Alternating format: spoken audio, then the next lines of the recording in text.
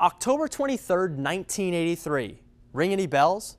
For the majority of you, probably not. You'll probably remember December 7th, 1941, or September 11th, 2001.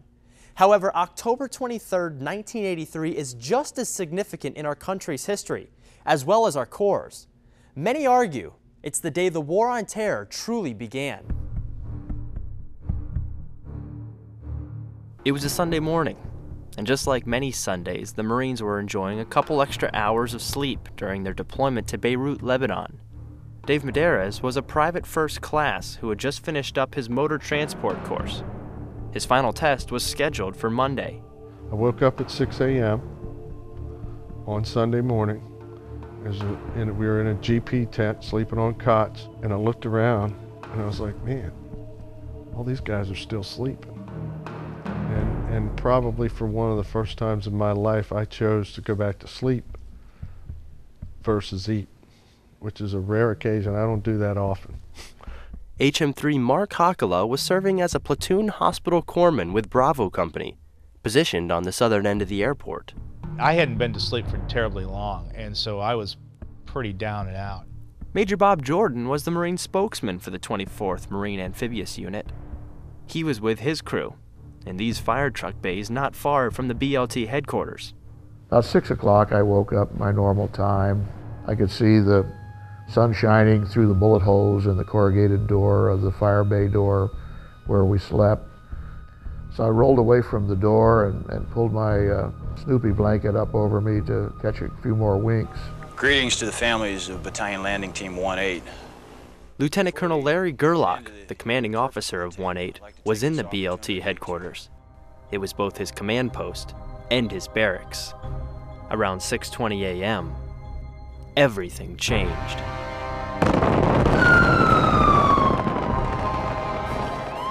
PFC Maderas was no longer sleeping under a tent. Petty Officer Alcala and Major Jordan were now wide awake.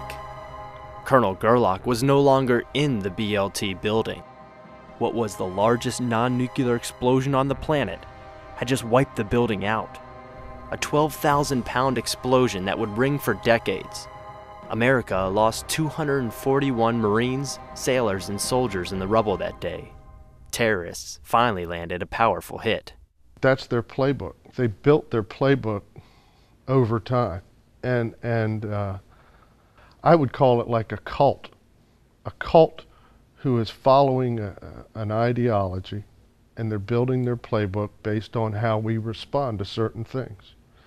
And I mean, they're taking notes. When the Marines pulled out in 1984, Osama bin Laden and many others were watching. They had tested us militarily. They had tested us spiritually. They had tested us politically. America's defensive playbook was rewritten, but the punches kept rolling. Khobar Towers in Saudi Arabia, USS Cole in Yemen, 9/11. The prevent defense prevents nothing. And if that's the posture we want to take in the United States, okay, I'd like to ask the people that think that way to come down to Jacksonville and stand there next to a mother who lost one of their kids in Beirut and explain to her how we should take a preventative posture. And that armed attack against the United States of America should With September 11th, the extremist agenda had an exclamation point, and the U.S. launched combat operations in what is now known as the Global War on Terror. But Beirut veterans say it should have been declared more than 2 decades ago, with an event that now simply hangs in the distant backdrop of time. In the United States, a lot of times we fall asleep.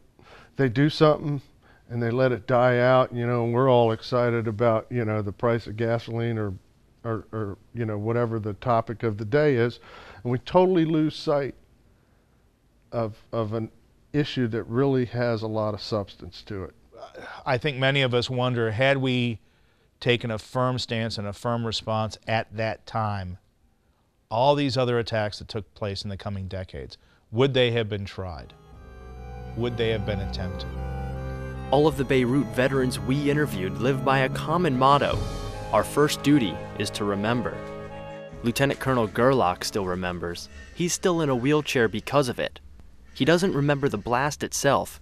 He attributes that lost memory to the large piece of concrete they had to remove from his head after he was blown out of the BLT building. But he remembers his fellow Marines and sailors from that day, and he says the fight is still on. And I hate war, but by damn, if we don't take a stand, just imagine what would have happened in World War II and how that would have turned out in all the other wars that have gone on. Major Jordan says victory is in the memories veterans leave behind. They were sailors and Marines. We stood against tyranny. We stood against terror. And we have to remember, make the people who wish us harm, they need to know that we were not defeated in Beirut. We're still here. And our sons and our daughters and our grandsons and our granddaughters will be told the story. And they will be here for generations in the future. And that's the hope of America. They came in peace, and now they walk on peaceful shores.